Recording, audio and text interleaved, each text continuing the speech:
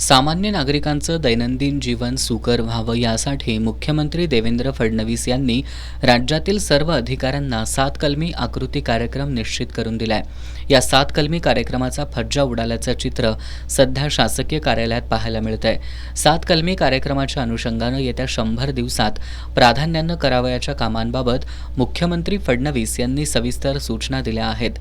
या सूचनांनुसार प्रत्येक शासकीय कार्यालयानं 7 कलमी कृती कार्यक्रमाची प्रभावीपणे अंमलबजावणी करावी असे निर्देश जिल्हाधिकारी अमोल येडगे यांनी काही दिवसांपूर्वी झालेल्या बैठकीत सर्व विभाग प्रमुखांना दिलेत। जिल्हाधिकारी कार्यालयातून दूरदृश्य प्रणालीद्वारे सर्व विभाग प्रमुख, तालुकास्तरीय अधिकारी यांच्या समवेत संवाद साधण्यात आला होता।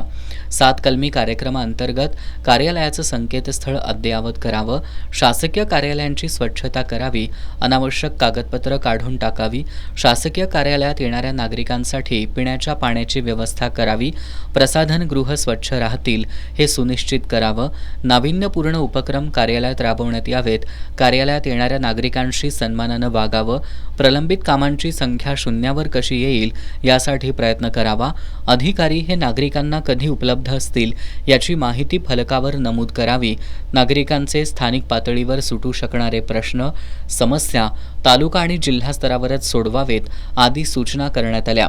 सर्व सूचनांची प्रत्यक्षात अंमलबजावणी होण्यासाठी अधिकाऱ्यांनी कृती आराखडा तयार करावा। दर 15 दिवसाला आपण केलेल्या कार्यवाहीचा आढावा घेतला जाईल, त्यामुळे कुणीही दिरंगाई करू नये। पालक सचिव आणि विभागीय आयुक्त हे कृती कार्यक्रमाचा आढावा घेणार आहेत, त्यामुळे सर्व अधिकाऱ्यांनी दिलेल्या सूचनांचे योग्य पालन करण्याचे आदेश देण्यात आलेत।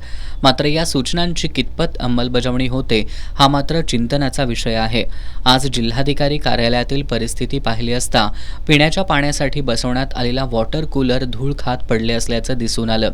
यामध्ये पाणी देखील नव्हतं, म्हणजेच कार्यालयात येणाऱ्या नागरिकांसाठी पिण्याच्या पाण्याची व्यवस्था या ठिकाणी होत नसल्याचं चित्र आहे। याशिवाय जिल्हाधिकारी कार्यालयातील शौचालयांची देखील मोठी दुरावस्था झाली आहे। आज अनेक अधिकारी आपल्या दालनात उपस्थित नव्हते, मात्र त्याबाबतचा फलक कुठेही पाहायला मिळाला नाही।